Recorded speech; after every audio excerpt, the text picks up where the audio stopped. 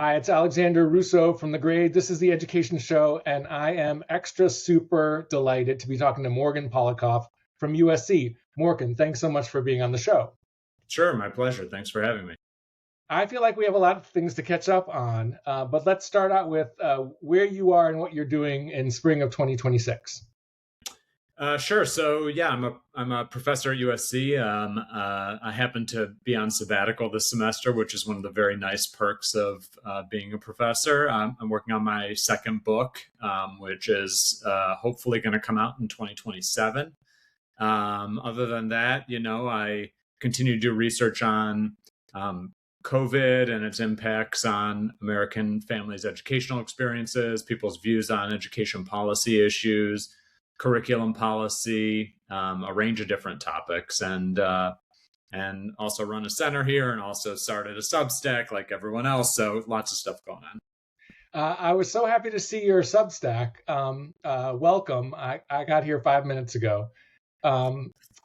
Is that the main best place to follow your work, or is that actually not at all where we should go to find your latest research or your latest speech? Yeah, I think Substack, it's a Substack for my center. It's not for me in particular, although I'm doing right now about 3/4 of it. So there, or, on Blue Sky or LinkedIn. It used to be Twitter, but then Elon Musk ruined Twitter, and I can't bring myself to be there anymore. And so I'm not there anymore, sadly. Okay, and we wake up every morning and we look for you on Twitter. Yes, I'm sure. Yeah, you're not there, and we cry little tears and wear black armbands.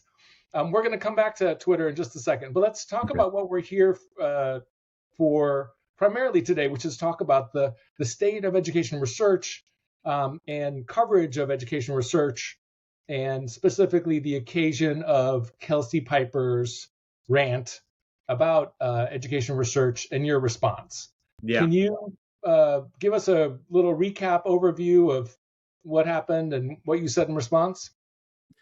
Sure, yeah. So Kelsey Piper wrote this piece about how education research sucks. In particular, I think she was focused on sort of that, there's this, replication crisis that has, gotten a lot of attention in other fields, and that education research hasn't really caught up to that. The quality of education research is really suspect.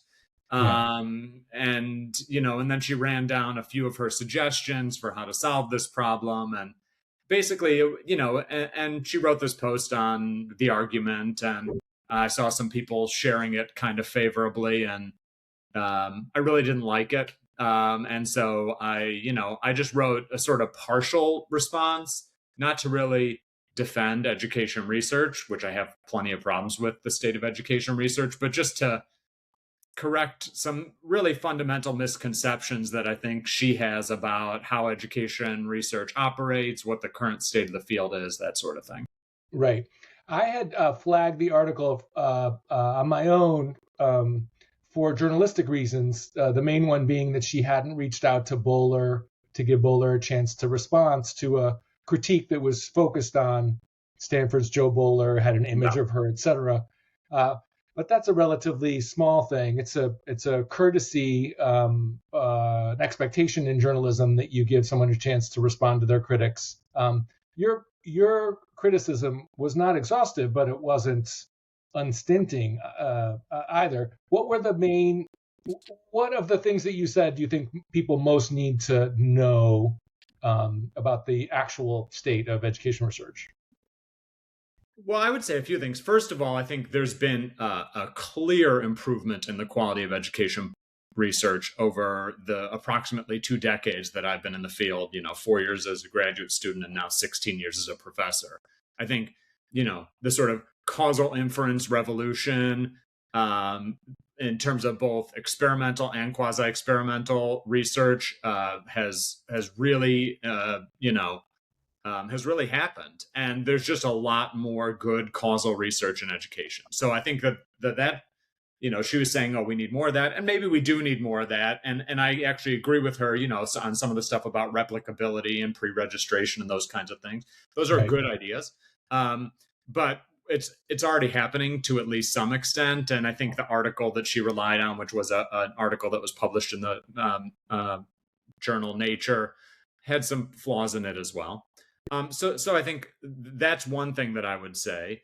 A second thing that I would say is just that you know there's a tendency in education to knock research that's not causal. Not in education. There's a tendency for folks from outside the education field to say, well, it's not causal research, therefore it's not good. And I think really fundamentally, being that dogmatic about research methods isn't appropriate in education, because education isn't like giving people a pill. You can design the best policy or the best intervention there is, and if people don't implement it, then it doesn't matter. And so understanding those kind of details about why things get implemented and why they don't, what do people think about policies, how does it interact with their lived experience, those things all matter, and not in a throwaway kind of way. Like, we actually need to know those details about how do you get policies implemented, why aren't things being implemented as intended. And so I just don't think it's appropriate to say, well, if it's not causal research, it's not good. There's plenty of good research out there that's not causal, and that research is essential. You called it offensive, which I thought was a good response.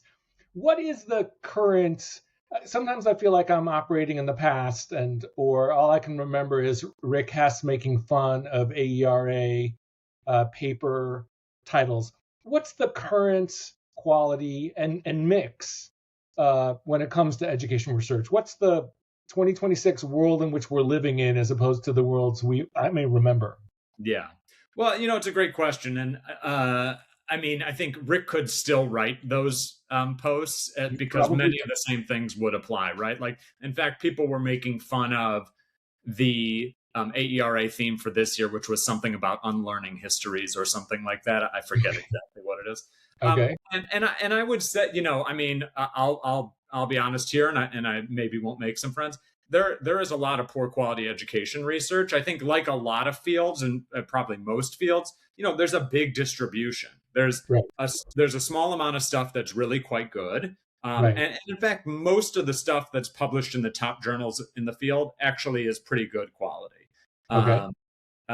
Then there's a lot of stuff that is maybe well-intentioned but poor methods, like the data don't, the design and the data don't really support the conclusions being reached. And then I would say there's another bucket that's more sort of like thinly veiled ideology. And that is I would say an unfortunately large portion of education research, where you kind of like know the conclusion before you even read the article. Like, if you know the author and you know the title, you know what the findings are going to be, because there are so many folks in education who are so ideologically committed. And so, what's the proportionate breakdown? I can't really say that, but I can say that there are pockets, and if you know where to find them, there is a lot of quality. So the main organization that I affiliate with is not AERA. It's an organization called the Association for Education, Finance, and Policy, AEFP. And in a community like that, I think virtually all of the research is high quality and answers important questions. If I were to go to AERA, probably the answer would be a much smaller proportion. But it really does depend where you look. How do then researchers and research that may now seem to be of such limited quality is this a historic artifact that we have folks out there, some of whose names even I, far away from education research, know, have such prominence in the field? Is that a leftover problem from the before times in education research? Is that a school district purchasing, selling, purchasing, marketing problem? Is it a journalism problem? Because we have no. I feel like I could line up big researchers, big research findings that have been debunked or seriously questioned. And the Joe Bowler's the current person Yeah. who's having their turn in the barrel. Lucy Calkins, I'm not sure if she identified it as a researcher or not. We had grit, we had resilience. Hmm. The list goes on. I think part of what Kelsey was doing, and I hope she understands that there are problems with the way she did it, was expressing frustration. Yeah. Well, I think it's very hard for non-experts to discern what is good research and what is bad research. Okay. Um, uh, in the same way that you wouldn't be able to, go and read, a medical journal and decide on what the best course of treatment is. And that's not really your job. I think a few things I would say. One, I think there are people, and I don't know Joe Bowler, and I wrote this in my piece. I've never met her. I don't know anything about her. There are people who clearly seem to overstate the evidence, in support of their position, in pursuit of an agenda of some kind. And whether that agenda is personal celebrity or selling books or just the genuine belief that they are correct. Yeah. There are those people, and oftentimes those people are quite charismatic, and might also have good marketing arms behind them or whatever. But those people exist, right? Right. And they do, I think, have outsized influence, and I think it's hard to break through to the 13,000 school districts in the United States and convince them that this evidence is no good and you should pay attention to this evidence instead. Right. So it's a tough problem, right? That problem of how do you get from research to practice? That's hard enough, but then you say, okay, well, how do you first differentiate what the good research is and only get the good stuff to go to practice? Or how do you correct people's misconceptions based on what they think the evidence says? And there's plenty of other examples of that too. I mean, people also talk about and again, and him I actually do know a little bit, but like John Hattie and his like meta-analyses. I think a lot of people in my side of the field would say they really have strong concerns about that approach to analyzing education research and about making recommendations about which things are more and less effective. But he's a very dynamic individual. It's gotten a lot of attention. You sort of build a brand, and it's hard to break people of that, I would say. So, I don't have a great answer to the question of how we get past this, but it is a continued problem.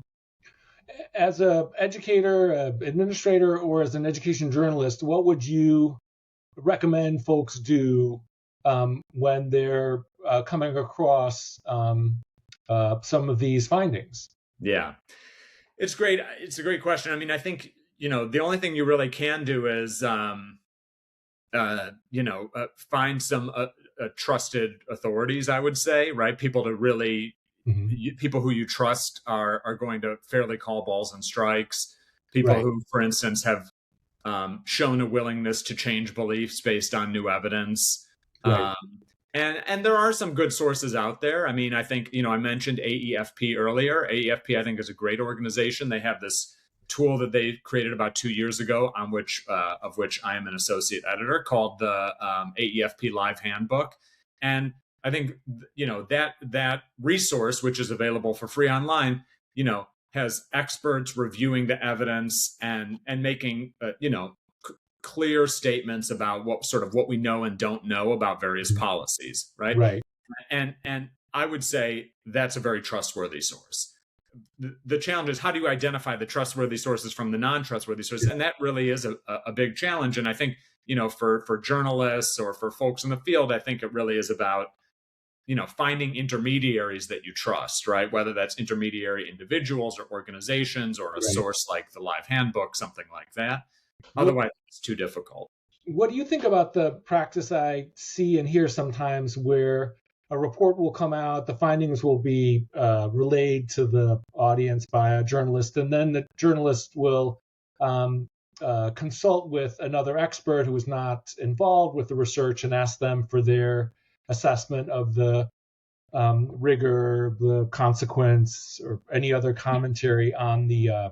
Is that sort of ask an expert in the story a good way to go, or is that fraught? Well, I mean, that can also be a challenge in terms of identifying the right expert. And, again, I mean, I said earlier, different people have different agendas. And that's not to say that we don't all have our agendas, right? And even people who say they don't have an agenda, Yeah. have an agenda. Yeah. Um, but so again, I think it relies on, finding the right person, someone you could trust, or multiple people. I think broadly that is a good strategy. And if I were, and I get those kind of requests quite often. Mhm. Um, I would say that, if you're going to do something like that as kind of a form of due diligence, or, kicking the tires on a set of claims, Mhm. going to multiple people is great if you can do it. Getting diverse perspectives on the topic. So, don't go to exclusively, white male economists when you're trying to interpret a set of results. And so those kinds of suggestions. But I think that's a useful practice. And then I would say another tool, another strategy, which I think is difficult, and there's not a lot of people who do it well, is get up to speed yourself. I mean, if you can really immerse yourself and learn about what makes good research and bad research, and Mhm.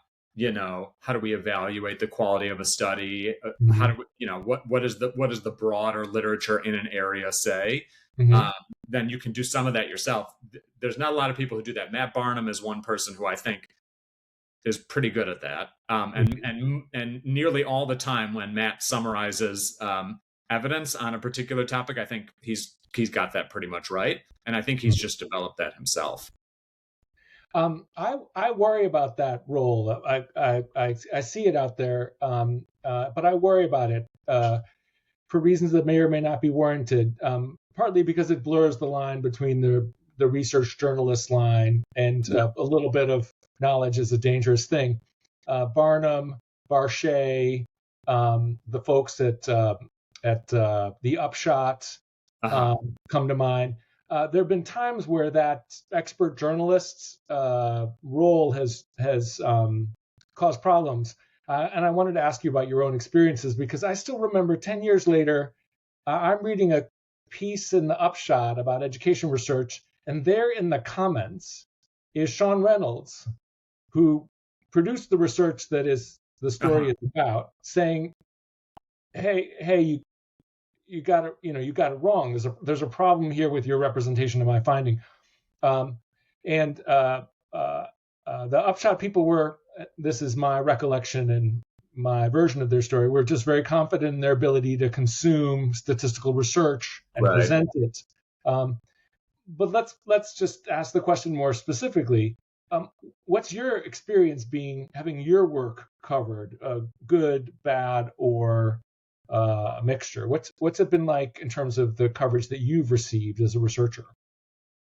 Um, I have relatively few complaints. I think there was one study that came out in about 2014. It was an offshoot of the Measures of Effective Teaching project, and we Okay. had a paper that came out in educational evaluation and policy analysis. It was about teacher evaluation, and there I felt like um, some of the outlets went a little bit overboard in their interpretation of the findings and sort of their implications for teacher evaluation. And Mhm. that said, I think that was, in part because I think the press releases that were put out, by AERA and by, I think, even maybe USC were maybe a little bit stronger than was warranted. And this was already a time when there was pushback Right. happening against those teacher evaluation policies.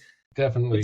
but in terms of my own research, I think, I mean, my research usually isn't that complicated, right? So I'm doing a lot of descriptive stuff with surveys, and people mostly, I think, get the story right. I'm also, I will say, a lot of academics are a little bit,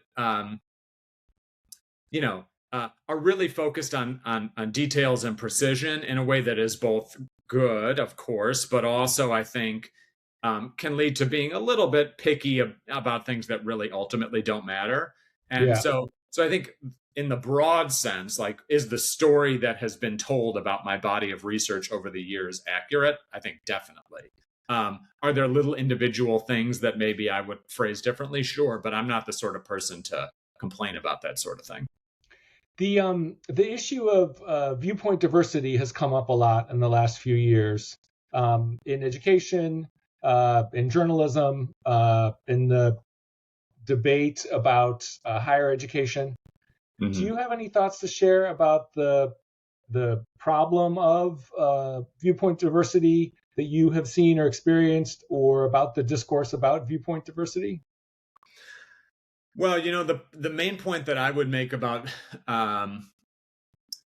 uh, the main point that I would make about viewpoint diversity is, and I say this to people all the time. Um, I'm the most conservative member of my faculty, as far as I know, Right. and I'm to the left of 90% of the American public. Yeah. And I do view that as problematic. And I don't think that's atypical in schools of education. I think, you know, we know that ideological diversity in the academy is a problem. Right. And I think it's especially a problem in education, and some of the other social sciences and humanities as well.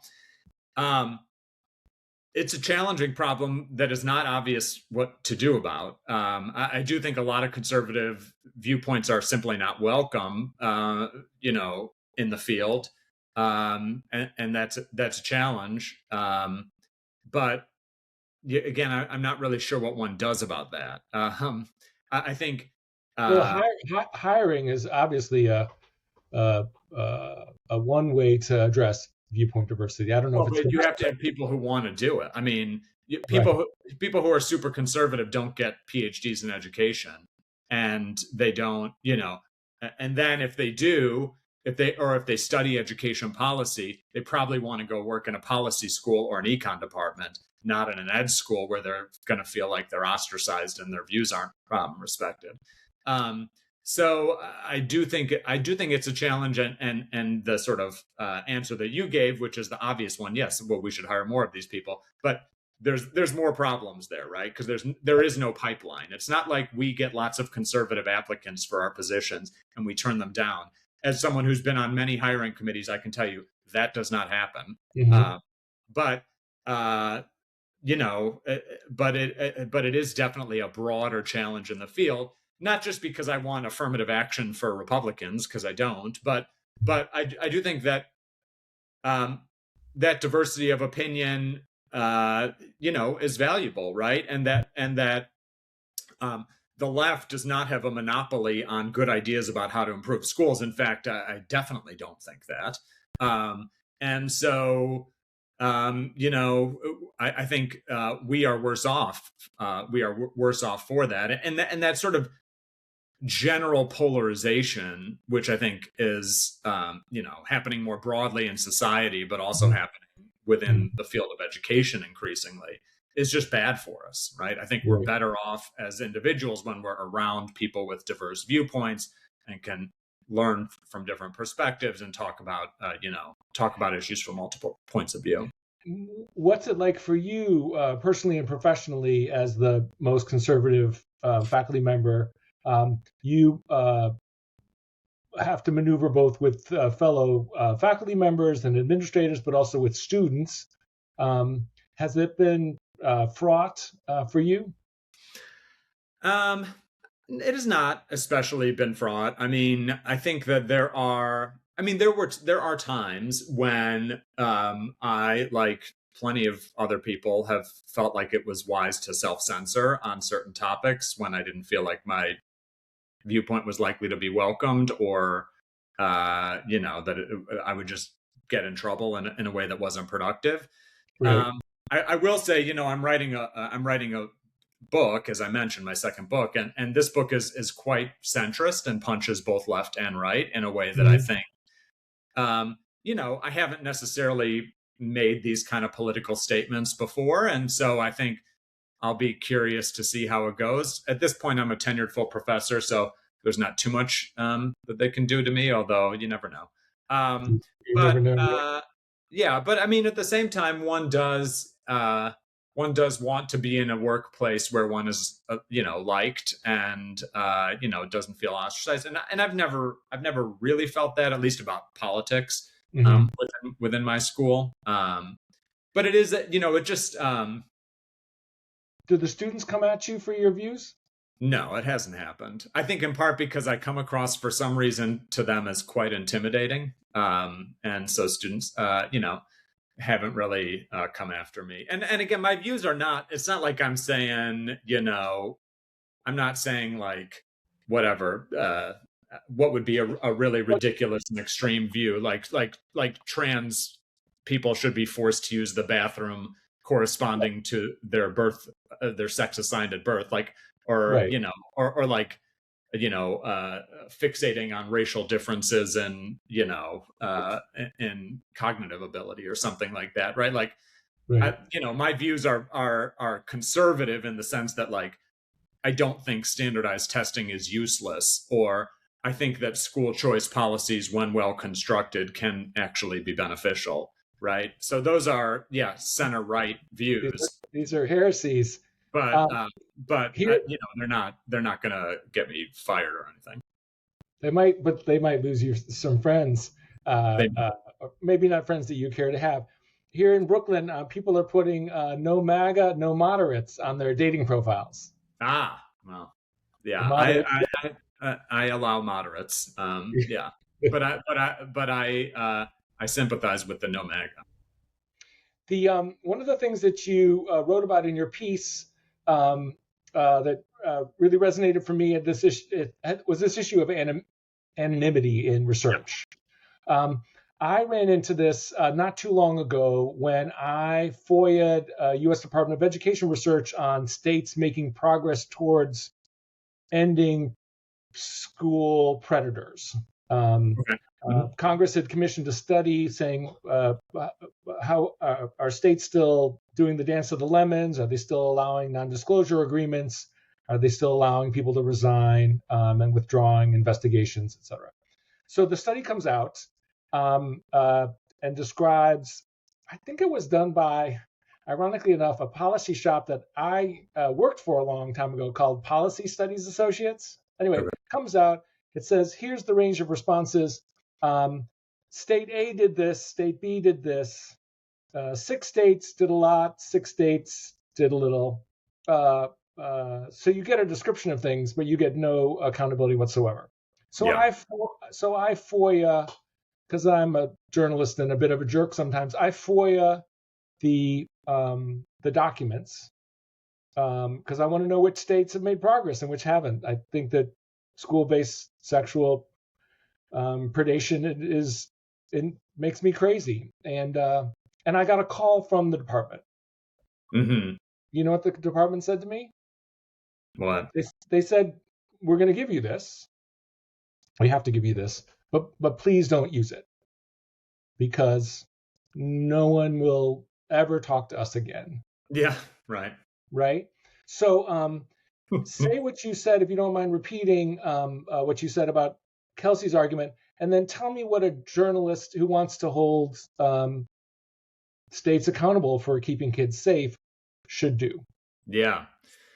Well, right. So Kelsey had said, another problem of education research that contributes to this sort of lack of replicability and lack of trust in the findings is that so many of the studies are anonymous, right? That the districts that participate or the states that participate are anonymized. And Right. I said, it's easy to say that, but the reality is exactly what you just said, right? It's already hard to get people to participate in research. And if you go say, well, we're going to put you on blast, we're going to tell everyone about the findings, and even those could even be, what you named was a particularly incendiary topic, but you could pick a topic like, oh, I don't know, the math curriculum they adopted. And Right. a district might not want people to know that they adopted a math curriculum that was less effective, or that like only half their teachers were actually implementing the math curriculum, right? Right. So Right. it's if we so it is often the case that we say to districts or potential research partners, we're going to keep you anonymous, right? And that's a way to get them to agree to participate and to share their information with you, because otherwise they don't have to. Right. I think, and so what do you? Okay, I mean, that's just the reality of the situation, right? And so if we say that we're not going to trust any research that anonymizes the districts, then I think, we're just not going to have much research being done. Right. Yeah. But what's the argument against doing what I did, which is to FOIA the underlying documents? I mean, I think that if you as a journalist want to do that, I think you're welcome to. I think that I would say that we should all be aware of the consequences of the things that we do, and we should think about, okay, well, what are the likely benefits and drawbacks of pursuing a particular path as a journalist, as a researcher. And so, I think I wouldn't jump willy-nilly into that, but I'm not necessarily opposed to that in certain circumstances. Yeah. And, but I would think about, well, really, when is that warranted? What purpose is it serving? Are there other ways that you could accomplish similar objectives? Right. That's very helpful. I sat on the material for a year because I couldn't decide what the right thing to do was. Yeah. And then a journalist came along who was working on the topic. And I gave the materials to him with an explanation of the pros and cons, and he ended up publishing them. Okay. Yeah. And so, I mean, that sounds like a reasonable course of action. Well, not valorous on my part, but interesting to think of as a case study about what to do, and your comments about how to think about de-anonymizing education research are really important. Yeah, absolutely. I could ask you questions till the end of days, but I promise not to. I've got one last question, if you can bear it, which is, what would it take for you to come back to Twitter? Well, at this point, I think, I mean, the problem is I deleted my account. And I was actually saying this to someone yesterday. I wish I hadn't deleted my account because I lost all the followers. And so to rebuild the network would just be, it's too much. And if I hadn't deleted my account, I could still be on there and post in a more limited fashion. Mm-hmm.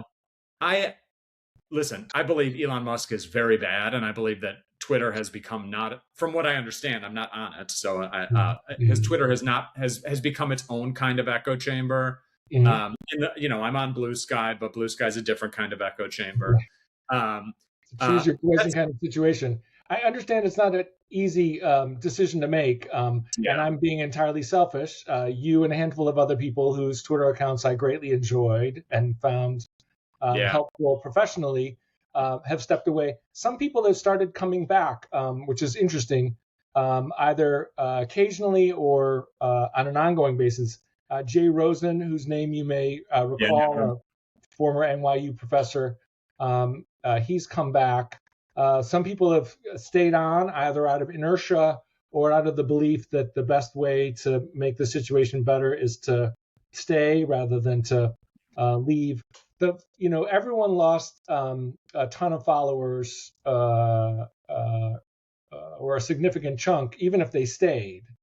It's not the same world that it was. But I'm going to say that we could get you back up pretty quickly, Morgan Polikoff, if you ever decided to come back. So I just want to put that in here.